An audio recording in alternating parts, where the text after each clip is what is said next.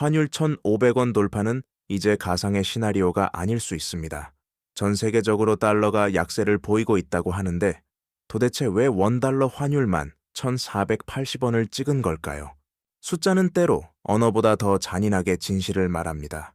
심리적 저지선인 1,500원마저 뚫릴 수 있다는 공포감이 시장을 차갑게 덮치고 있습니다. 1,500원이라는 숫자는 우리 국민에게 단순한 환율, 그 이상의 의미를 갖습니다. 그것은 1997년의 악몽과 2008년의 혼란을 소환하는 일종의 트라우마입니다. 발등에 불이 떨어진 정부는 결국 휴일에 긴급 경제장관 간담회까지 소집하며 예상했던 그 카드를 다시 꺼내 들었습니다. 바로 국민연금 등판입니다. 정부는 한국은행과 맺은 650억 달러 규모의 외환 스와프를 내년 말까지 1년 더 연장하고 심지어 국민연금이 보유한 해외 자산의 일부에 대해 선물환 등으로 환 노출을 줄이는 전략적 환해지까지 연장했습니다. 이는 사실상 국민의 노후 자금을 외환 시장의 방어벽으로 세우겠다는 선언과 다름없습니다. 하지만 이 긴박한 움직임 뒤에 숨겨진 더 섬뜩한 진실은 따로 있습니다. 정부가 이렇게 국가의 최후 보루인 국민연금까지 총동원해서 방어막을 쳤음에도 불구하고 대다수의 시장 전문가들은 환율 상승의 거대한 흐름을 뒤집기는 어렵다고 냉정하게 평가한다는 점입니다. 650억 달러라는 막대한 방어막조차 거대한 파도 앞에서는 언발의 오줌 누기에 불과할 수 있다는 경고가 들려옵니다. 도대체 대한민국 원화에 무슨 일이 벌어지고 있는 걸까요? 오늘 우리는 지금의 위기가 과거와 무엇이 다른지, 그리고 당신의 자산을 지키기 위해 무엇을 봐야 하는지 데이터로 증명할 것입니다. 이것은 단순한 경제 분석이 아닙니다.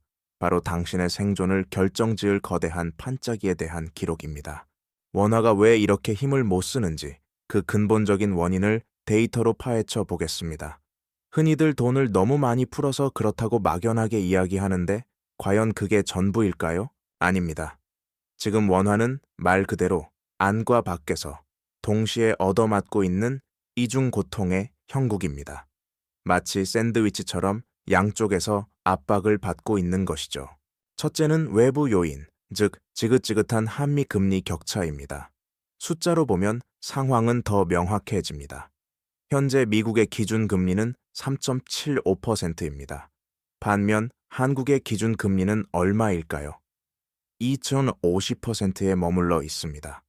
무려 1.25%포인트나 차이가 나는 겁니다. 이게 무슨 의미일까요? 아주 간단합니다. 돈은 본능적으로 더 높은 수익률을 향해 움직입니다. 여러분이 1억 원을 예금한다고 상상해 보십시오. 한쪽에서는 이자를 250만 원 주는데 다른 안전한 나라에서는 375만 원을 줍니다. 어디에 돈을 맡기시겠습니까? 당연히 이자를 더 많이 주는 곳이겠죠. 지금 전 세계의 거대 자본은 달러라는 거대한 중력에 이끌려 이동하고 있습니다. 물이 높은 곳에서 낮은 곳으로 흐르듯 돈은 낮은 금리에서 높은 금리로 흘러가는 자연의 섭리를 따르고 있는 것입니다. 하지만 진짜 무서운 문제는 우리 내부에도 있습니다. 바로 과잉 유동성과 정부 부채의 문제입니다. 팬데믹 이후 시중에 풀린 막대한 통화량에 기름을 부은 것이 바로 정부 부채입니다. 2025년 1분기 기준 우리나라의 GDP 대비 정부 부채 비율은 47.2%까지 상승하며 사상 최고치를 기록했습니다. 이는 국가 경제 규모에 비해 빚의 무게가 임계점에 도달했다는 경고 등입니다. 이렇게 풀려버린 돈들은 결국 원화의 가치를 희석시키는 역할을 했습니다. 시중에 흔해진 원화는 더 이상 귀한 대접을 받기 어렵게 된 것이죠. 안에서는 빚의 무게가 짓누르고 밖에서는 고금리 달러가 자본을 빨아들이는 이 잔혹한 현실은 우리 경제의 기초 체력을 소리 없이 갉아먹고 있습니다. 하지만 이게 끝이 아닙니다. 정말 구조적인 문제는 따로 있습니다. 대한민국은 여전히 수출로 먹고 사는 나라이고 상식적으로 무역 수지가 흑자라면 달러가 유입되어 환율이 안정되어야 합니다. 실제로 2025년 우리나라는 반도체와 자동차를 필두로 견조한 무역 수지 흑자를 기록하고 있습니다. 그런데 왜 환율은 이 모양일까요? 놀랍게도 우리가 밤낮 없이 공장을 돌려 벌어온 달러가 우리 곳간에 머물지 못하고 다른 경로로 속절없이 빠져나가고 있기 때문입니다. 그 중심에는 역설적이게도 우리의 노후를 책임질 국민연금이 있습니다. 국민연금은 자산의 안전성을 위해 매년 수십조 원의 돈을 해외 주식이나 채권에 투자해야 하는 거대한 공룡입니다. 여기에 서학개미라 불리는 개인 투자자들, 역시 원화 가치 하락으로부터 자신의 자산을 지키기 위해 끊임없이 원화를 달러로 바꾸고 있습니다. 이것이 바로 대한민국 경제의 새로운 하수구가 된 구조적인 달러 수요입니다. 수출로 달러를 벌어와도 연금과 개인이 해외 투자를 위해 그 달러를 다시 사서 나가는 구조가 완전히 고착화된 것이죠. 마치 밑 빠진 독에 물을 붓는 것과 같습니다. 우리가 밖에서 아무리 억척같이 달러를 퍼담아도 안에서 새어나가는 구멍이 더 크다면 환율이라는 수위는 결코 낮아질 수 없습니다. 이것은 일시적인 수급의 불균형이 아니라 우리 경제 체질에 깊이 뿌리내린 만성적인 고질병입니다. 그렇다면 정부가 비장의 카드로 꺼내든 국민연금 등판은 이 밑빠진 독을 막을 수 있는 해결책이 될 수 있을까요? 아니면 오히려 더 큰 재앙을 불러오는 잘못된 처방이 될까요? 정부의 대책은 잠시 문제를 가리는 미봉책일까요? 아니면 진정으로 시장을 진정시킬 방패일까요? 결론부터 말씀드리면 이는 근본적인 해결보다는 당장의 고열을 내리기 위해 투여하는 강력한 해열제에 가깝습니다. 정부는 현재 두 가지 트랙을 동시에 가동하고 있습니다. 하나는 한국은행과의 외환 스와프, 다른 하나는 전략적 환해지입니다. 이 복잡한 금융의 판이 어떻게 돌아가는지 그 이면을 들여다보겠습니다. 첫째, 외환 스와프의 본질입니다. 국민연금은 매년 수십조 원의 해외 투자를 집행하는 시장에서 가장 거대한 달러 수요자입니다. 환율이 요동치는 국면에서 이 거대한 공룡이 달러를 싹쓸이하기 위해 시장에 등장한다면 환율은 걷잡을 수 없이 폭등할 것입니다. 그래서 한국은행은 국민연금에게 뒷문을 열어줍니다. 공개된 외환 시장에 직접 나가지 말고 한국은행이 보유한 달러 창고에서 직접 돈을 빌려 가라는 것이죠. 이는 시장의 달러 수급에 직접적인 충격을 주지 않으면서도 국민연금의 투자 수요를 충족시키는 일종의 심리적 우회로를 만드는 작업입니다. 둘째, 더 정교하고 때로는 더 무거운 장치는 바로 전략적 환해지입니다. 이는 국민연금이 보유한 막대한 해외 자산의 가치를 지키기 위해 선물환 등을 활용해 미래의 환율을 미리 고정하는 방식입니다. 환율 변동성이 극심해질 때 국민연금이 미리 설정된 한도 내에서 환해지 물량을 운용하면 이는 결과적으로 시장에 달러가 공급되는 것과 같은 효과를 주어 환율 상승의 날카로운 끝을 무디게 만듭니다. 정부는 650억 달러라는 역대급 규모의 스와프 라인과 전략적 환해지라는 정교한 칼날을 모두 동원해 환율 1,500원이라는 낭떠러지 바로 앞에서 버티고 있습니다. 당장은 1,470원 선에서 방어에 성공한 것처럼 보이며 안도감을 줄 수 있겠지만 사실 우리는 외환 시장의 생태계를 인위적으로 조정하는 위험한 도박을 하고 있는지도 모릅니다.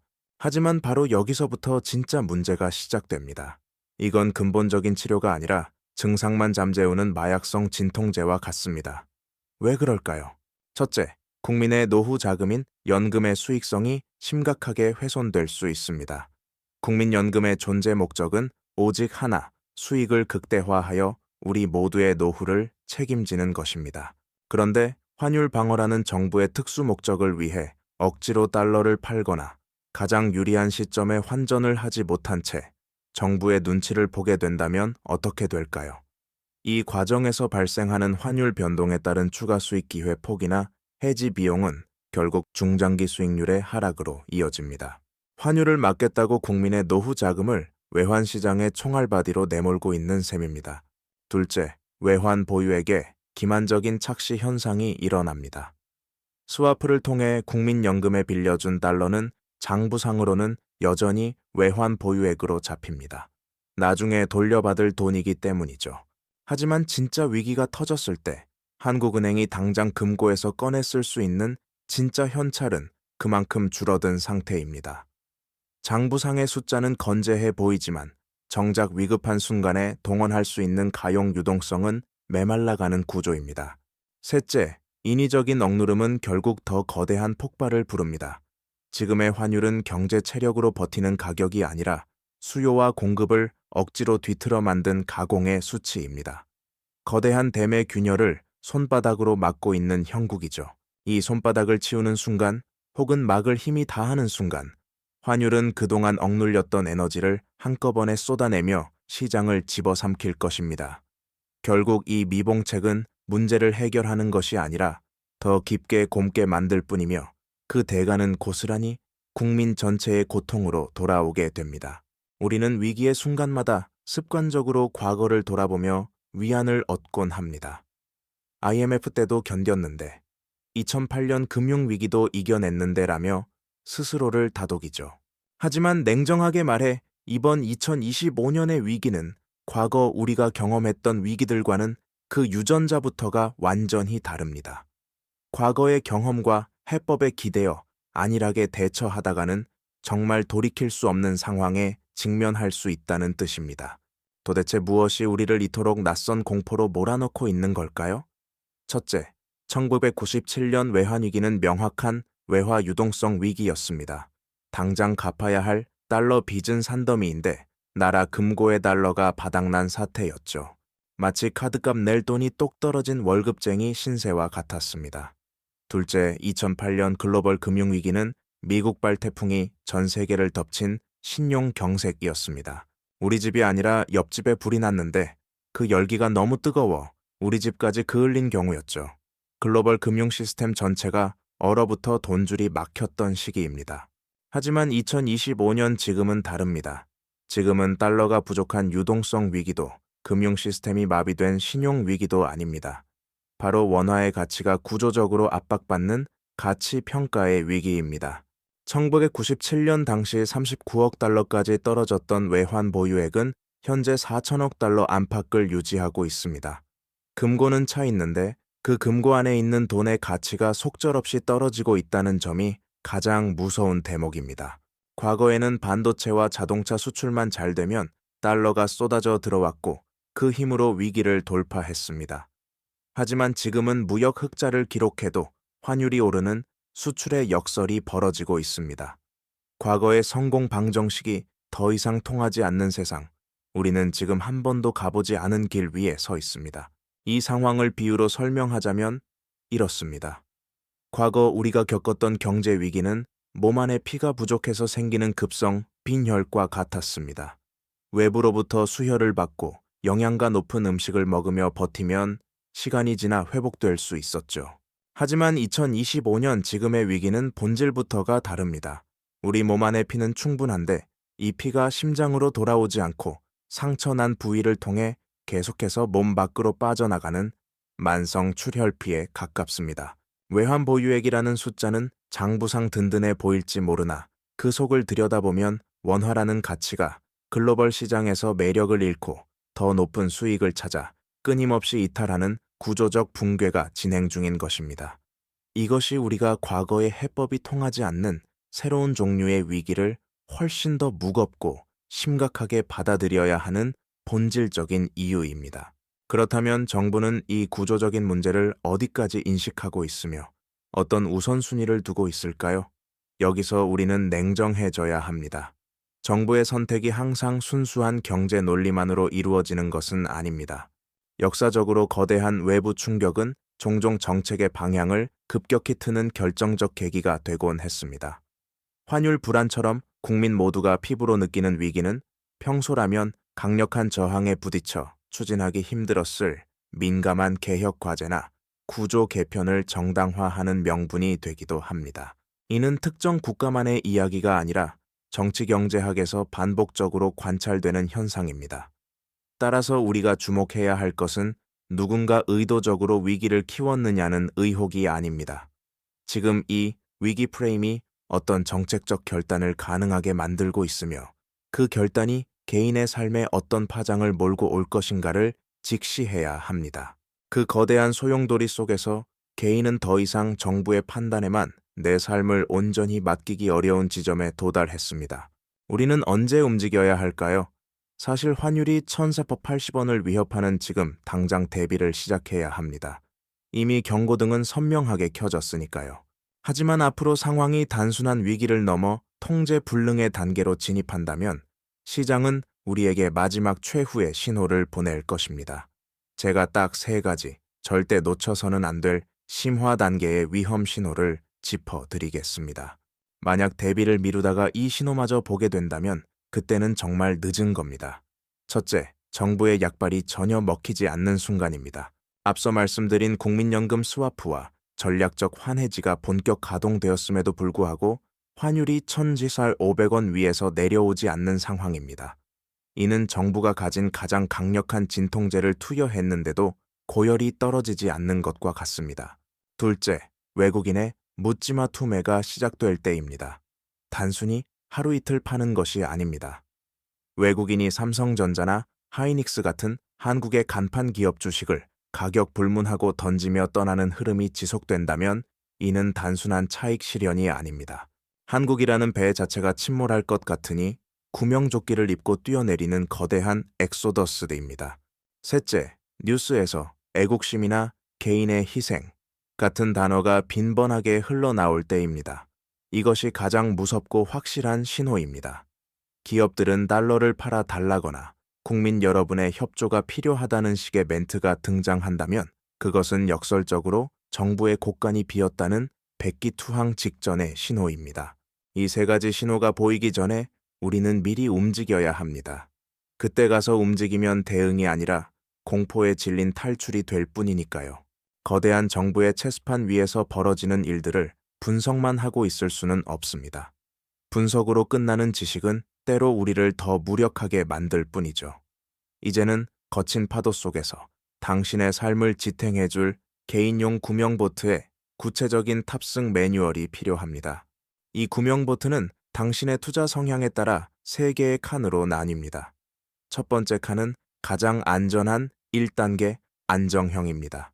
이곳은 자산의 밸러스트, 즉 배가 흔들리지 않게 잡아주는 중심 역할을 합니다.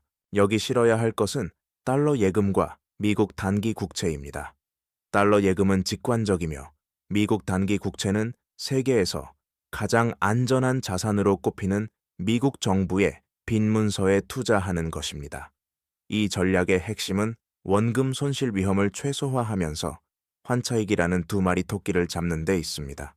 두 번째 칸은 2단계 중립형입니다.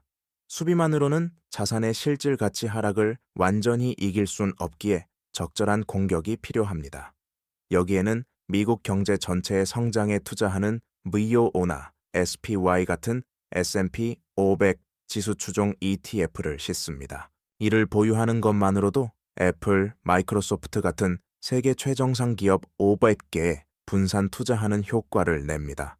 원화 가치 하락을 방어하는 것을 넘어 세계에서 가장 강력한 경제의 성장 과실을 함께 따먹는 가장 표준적인 전략입니다. 마지막 3번째 칸은 3단계 성장형입니다. 직접 분석하고 확신을 가진 미국의 우량 기술주를 직접 싣는 공간입니다. 변동성은 크지만 시장 평균을 뛰어넘는 초과 수익을 가져다줄 잠재력이 있습니다. 중요한 것은 이 3가지를 자신의 나이와 목표에 맞게 분배하는 것입니다. 이제 더 이상 당신 자산의 100%를 원화라는 하나의 바구니에만 담아둘 때가 아닙니다. 정부가 우리를 지켜줄 거라는 막연한 기대를 버리고 스스로 노를 저어 망망대해를 건너야 할 때입니다. 자, 오늘 우리는 환율 1,500원이라는 하나의 차가운 숫자에서 시작해 그 이면에 숨겨진 대한민국 경제의 구조적인 균열과 정책의 이면, 그리고 우리 개인이 마주한 생존의 과제까지 꽤 긴 여정을 함께 했습니다. 여기서 우리는 한 번쯤 멈춰서서 아주 근본적인 질문을 던져보아야 합니다. 과연 이 경제의 거대한 판을 설계하고 운용하는 사람들은 자신의 자산을 어떻게 지키고 있을까요? 그들이 대중 앞에서는 애국심을 말하고 원화 안정을 강조할 때 정작 본인들의 전 재산을 100% 원화 예금에만 묻어두고 있을까요? 답은 이미 여러분도 알고 계실 겁니다. 그들은 누구보다 먼저 정보의 파도에 올라타 달러를 확보하고 글로벌 자산으로 포트폴리오를 다변화하며 이 거대한 흐름을 이용하고 있습니다. 우리는 그들의 입에서 나오는 말이 아니라 그들의 행동이 가리키는 방향을 똑똑히 보아야 합니다. 진짜 위기는 내 통장 속 원화 가치가 조금 하락하는 그 자체가 아니라 부를 쌓을 수 있는 기회 그 자체를 연경상실하는 것입니다. 정부를 탓하고 세상을 원망하는 것만으로는 우리의 미래를 바꿀 수 없습니다. 이제는 스스로에게 물어야 합니다. 내 자산을 지킬 구명 보트는 누가 만들어 주는가? 답은 오직 당신 자신뿐입니다. 오늘 제가 제시해드린 각자도생의 매뉴얼은 거친 바다를 건너기 위한 작은 지도일 뿐입니다. 다가오는 거대한 파도 앞에서 조난자가 될 것인지 아니면 현명한 항해사가 될 것인지는 오직 당신의 선택에 달려 있습니다. 이 다큐멘터리가 당신의 소중한 자산을 지키고 나아가 새로운 부의 기회를 잡는 담대한 첫걸음이 되기를 진심으로 기원합니다.